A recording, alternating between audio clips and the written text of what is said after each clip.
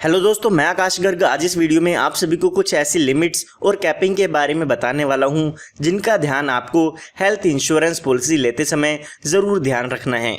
दोस्तों, हम health insurance इसीलिए लेते हैं ताकि अगर हमें हॉस्पिटल में एडमिट होना पड़ जाता है तो जो भी हमारे हॉस्पिटल बिल का अमाउंट है वो इंश्योरेंस कंपनी की तरफ से पे कर दिया जाए। लेकिन एक बार सोचिए कि अगर आप किसी हॉस्पिटल में एडमिट होते हैं और उसमें आपका जो बिल है वो 2 लाख रुपए का आ जाता है और उसमें से इंश्योरेंस कंपनी की तरफ से सिर्फ 1 लाख रुपए का ही क्लेम सेटल किया जाता है, तो यहाँ पर इस केस में आपको अपने पास से 1 लाख रुपए पे करने होंगे, क्योंकि जो 1 लाख रुपए का सेटलमेंट है वही इंश्योरेंस कंपनी की तरफ से किया गया है। बाकी का जो बिल का अमाउंट है वो आपको अपनी तरफ से पे करना होगा। ऐसी सिचुएशन हेल्थ इंश्योरेंस में काफी लोगों के साथ होती है, क्योंकि उनकी इंश्योरेंस पॉलिसी में कैपिंग या लिमिट होती है, जिसकी वजह से पूरा जो क्लेम है वो सेटल नहीं हो पाता है या पूरे क्लेम का अमाउंट इंश्योरेंस कंपनी की तरफ से पे नहीं किया जाता है। तो आपको ऐसी सिचुएशन से बचने के लिए ध्यान रखना है कि आपकी जो भी इंश्योरेंस पॉलिसी है उसमें किसी भी तरह की कोई भी कैपिंग ना हो, और अगर कोई भी कैपिंग होती है तो उसमें आपको पता होना चाहिए कि कितनी मैक्सिमम लिमिट उसमें दी गई है। तो आइए जान लेते हैं कि किन किन लिमिट्स या कैपिंग का आपको ध्यान रखना है हेल्थ इंश्योरेंस पॉलिसी को लेते समय। तो सबसे पहले आपको अपनी इंश्योरेंस पॉलिसी में देखना है कि आपकी पॉलिसी में को पेमेंट की लिमिट या परसेंटेज दी गई है या नहीं दी गई है। एग्जाम्पल के लिए मान लेते हैं आपकी पॉलिसी में लिखा गया है को पेमेंट 20%।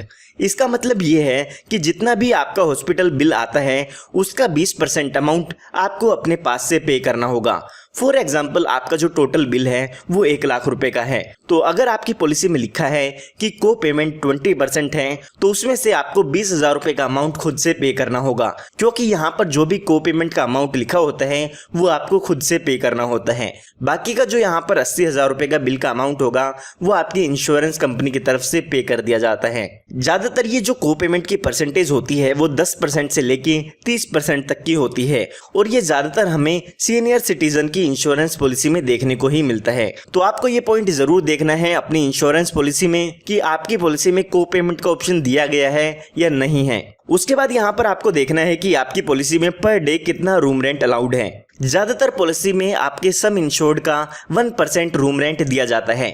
मान लेते हैं आपने 5 लाख रुपए का सम इंश्योर्ड अपनी पॉलिसी में लिया है तो आपको पर डे उसमें 5,000 रुपए का रूम रेंट मिलता है, यानी कि 5,000 रुपए पर डे रूम रेंट वाला हॉस्पिटल में आप रूम ले सकते हैं अगर उसमें आप एडमिट होते हैं तो यहाँ पर आपको ध्यान रखना है कि जो भी आपकी हेल्थ इंश्योरेंस पॉलिसी है उसमें कम से कम एक single private AC room cover हो, ताकि जो भी रूम रेंट की प्रॉब्लम है वो उसमें ना हो। या फिर अगर आपकी पॉलिसी में रूम रेंट की कैपिंग भी है तो आपको देखना है कि जो रूम रेंट उसमें दिया गया है कि क्या वो आपके आसपास जो हॉस्पिटल है उसके लिए सफिशिएंट है या नहीं है।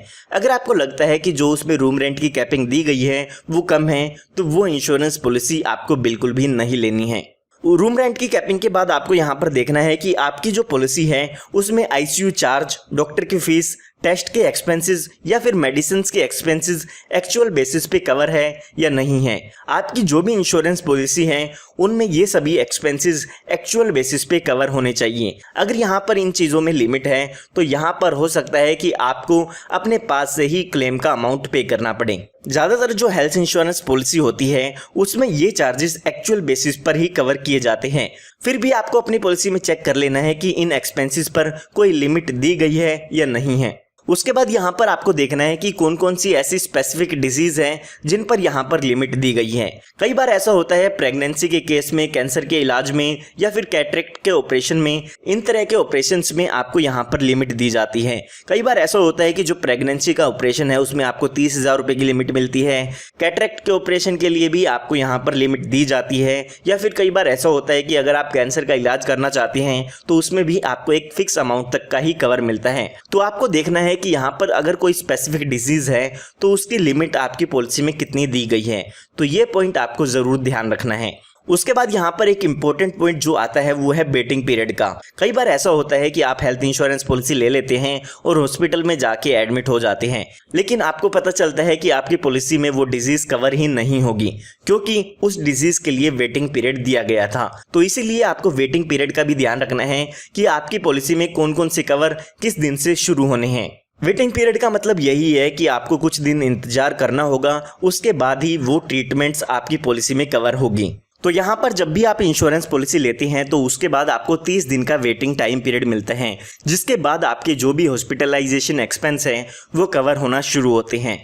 और अगर हम एक्सीडेंटल की बात करें तो एक्सीडेंटल कवर यहाँ पर आपका पहले दिन से ही शुरू हो जाता है, यानी कि अगर आप एक्सीडेंट के कारण हॉस्पिटल में एडमिट होते हैं तो वो आपका डे 1 से ही कवर होना शुरू हो जाएगा। लेकिन अगर आपको कोई और बीमारी हो जाती है तो वो 30 दिन बाद इसमें कवर होना शुरू होती है। उसके अलावा यहाँ पर कुछ प्री एग्जिस्टिंग डिजीजेस भी होते हैं, यानी कि कुछ बीमारियां ऐसी होती है जो हेल्थ इंश्योरेंस पॉलिसी लेते समय आपको होती है, तो उन्हें हम प्री एग्जिस्टिंग डिसीज कहते हैं। ज्यादातर इंश्योरेंस पॉलिसी में 2 से 4 साल बाद इन एग्जिस्टिंग डिसीजेस को कवर किया जाता है। उसके बाद यहाँ पर कुछ स्पेसिफिक डिसीज होती हैं, जैसे कि कैंसर का ऑपरेशन है, ENT है, थायराइड है, किडनी का ऑपरेशन है, तो इन्हें स्पेसिफिक डिजीजेस की कैटेगरी में रखा जाता है। ये जो डिजीज है वो ज्यादातर 2 सालों बाद आपकी पॉलिसी में कवर होती है, यानी कि इनका क्लेम आप 2 साल बाद ले सकते हैं। उसके बाद यहाँ पर बात आती है pre and post hospitalization expense की।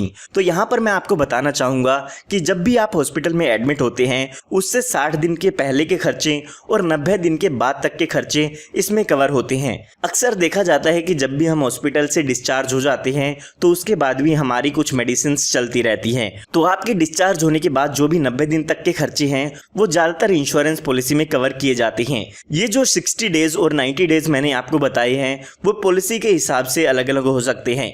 किसी पॉलिसी में 30 और 60 दिन भी हो सकते हैं और किसी पॉलिसी में 90 दिन भी हो सकते हैं।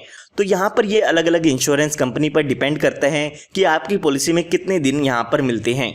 तो आपको यहाँ पर चेक कर लेना है कि आपके जो भी प्री और पोस्ट हॉस्पिटलाइजेशन एक्सपेंस हैं उसमें किसी भी तरह की कोई भी लिमिट ना हो, वो एक्सपेंस आपके एक्चुअल बेसिस पे कवर होने चाहिए। उसके बाद यहाँ पर आपको अगली बात ध्यान रखनी है वो है हेल्थ चेकअप लिमिट की। तो ज्यादातर इंश्योरेंस पॉलिसी में आपको फ्री हेल्थ चेकअप मिलता है, यानी कि आप जो भी अपना रूटीन हेल्थ चेकअप है वो हॉस्पिटल में जाके करा सकते हैं और जो भी वो अमाउंट है वो इंश्योरेंस कंपनी की तरफ से पे किया जाता है। तो यहाँ पर ज्यादातर इंश्योरेंस पॉलिसी में हेल्थ चेकअप के लिए लिमिट होती है। जैसे कि आपने 5 लाख रुपए का सम इंश्योर्ड लिया है तो उसमें 1500 रुपए पर ईयर तक का आप हेल्थ चेकअप करा सकते हैं। तो आपको अपनी पॉलिसी में चेक करना है कि आप कितने रुपए तक का हेल्थ चेकअप करा सकते हैं।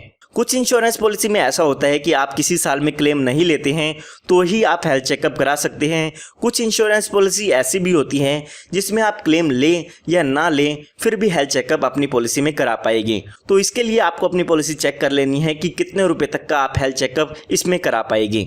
उसके बाद यहाँ पर अगली बात आती है डे केयर ट्रीटमेंट की। तो कुछ ऑपरेशन ऐसे होते हैं जिनमें आपको 24 घंटे हॉस्पिटल में एडमिट होने की जरूरत नहीं होती है और वो ऑपरेशन एक ही दिन में पूरे हो जाते हैं, तो वो यहाँ पर डे केयर ट्रीटमेंट में आते हैं। तो यहाँ पर आपको चेक करना है कि आपकी पॉलिसी में डे केयर ट्रीटमेंट कवर होते हैं या नहीं होते हैं। जो भी यहाँ पर इसमें ऑपरेशंस कवर होते हैं वो आपकी पॉलिसी की लिस्ट में आपको देखने को मिल जाएगी। उसके बाद यहाँ पर अगली बात आती है ऑटोमेटिक रिस्टोरेशन की। तो आपको अपनी पॉलिसी में देखना है कि आपकी पॉलिसी में ऑटोमेटिक रिस्टोरेशन का बेनिफिट आपको मिलता है या नहीं मिलता है। आइए इसको एक एग्जांपल लेके समझते हैं। मान लेते हैं आपने 3 लाख रुपए का सम इंश्योर्ड अपनी पॉलिसी में लिया हुआ है और आपने पॉलिसी के बीच में 2 लाख रुपए का क्लेम ले लिया है। तो अगर हम यहाँ पर देखते हैं तो अगली बार आप 1 लाख रुपए का ही क्लेम इसमें ले पाएंगे, क्योंकि आपने जो भी अपने सम इंश्योर्ड की लिमिट थी उसमें से 2 लाख रुपए की लिमिट को यूज कर लिया है और जो बाकी का बचा 1 लाख रुपए का अमाउंट है वही आप अपने बाकी बचे टाइम में इसको यूज कर पाएंगे। लेकिन अब ज्यादातर इंश्योरेंस पॉलिसी में आपको ऑटोमेटिक रिस्टोरेशन का बेनिफिट मिलता है। मान लेते हैं आपने 3 लाख रुपए का सम इंश्योर्ड लिया था और उसमें से 2 लाख रुपए का आपने अमाउंट यूज कर लिया है पॉलिसी के दौरान, तो उसी ईयर में आप फिर से यहाँ पर हॉस्पिटल में एडमिट होते हैं तो फिर से आप यहाँ पर 3 लाख रुपए का क्लेम ले पाएंगे। यानी कि जो भी आपकी पॉलिसी का सम इंश्योर्ड था वो ऑटोमेटिक रिस्टोर हो जाता है, फिर से उसी लिमिट पर चला जाता है जिस लिमिट से आपका जो इंश्योरेंस कवर है वो शुरू हुआ था। तो आपको अपनी पॉलिसी में चेक कर लेना है कि आपकी पॉलिसी में ऑटोमेटिक रिस्टोरेशन का ऑप्शन मिलता है या नहीं मिलता है, और अगर मिलता है तो कितनी बार आप अपनी पॉलिसी में इस ऑटोमेटिक रिस्टोरेशन का बेनिफिट ले सकते हैं। कुछ इंश्योरेंस पॉलिसी ऐसी होती है जिसमें अगर आप अपना सम इंश्योर्ड पूरा यूज कर लेते हैं एक ही बार में तो ही ऑटोमेटिक रिस्टोरेशन का बेनिफिट आपको अगली ट्रीटमेंट पर मिलता है। लेकिन कुछ इंश्योरेंस पॉलिसी ऐसी भी होती है जिसमें अगर आप पार्शियल सम इंश्योर्ड को यूज करते हैं तो भी आपको ऑटोमेटिक रिस्टोरेशन रिस्टोरेशन का बेनिफिट उस पॉलिसी में मिल जाता है। उसके बाद यहाँ पर आपकी पॉलिसी में आपको एक बात और ध्यान रखनी है कि जो भी आपकी हेल्थ इंश्योरेंस पॉलिसी है उसका रिन्यूअल लाइफ टाइम होना चाहिए। कई बार ऐसा होता है कि जब आपकी 60 साल की उम्र हो जाती है तो उसके बाद आपकी हेल्थ इंश्योरेंस पॉलिसी रिन्यू करने से कंपनी मना कर देती है। तो आपकी पॉलिसी में आपको चेक कर लेना है कि जो भी रिन्यूअल की कंडीशन है वो लाइफ लॉन्ग हो, यानी कि जब तक आप इसको रिन्यू कराना चाहें, जब तक प्रीमियम को पे करके आप उसे रिन्यू करा सकें। तो उम्मीद करता हूं इन सभी बातों का ध्यान रखते हुए आप अपने लिए एक अच्छी हेल्थ इंश्योरेंस पॉलिसी बाय कर पाएंगे। अगर आप एक ऐसा प्लान बाय करना चाहते हैं जिसमें इस तरह की कोई भी कैपिंग या लिमिट ना हो तो आप उसके लिए मुझे कॉल कर सकते हैं। आप इस नंबर पर कॉल करके एक अच्छी हेल्थ इंश्योरेंस पॉलिसी बाय कर सकते हैं। तो उम्मीद करता हूं आपको ये वीडियो पसंद आई होगी। पसंद आई हो तो इस वीडियो को लाइक ज़रूर कीजिएगा। आप हमारे चैनल को सब्सक्राइब भी कर सकते हैं क्योंकि इस तरह की लेटेस्ट वीडियोस मैं आप सभी के लिए लाता रहता हूं। तो मिलता हूं आप सभी को एक नई और एक्साइटिंग वीडियो के साथ। तब तक के लिए आप सभी को good bye and take care.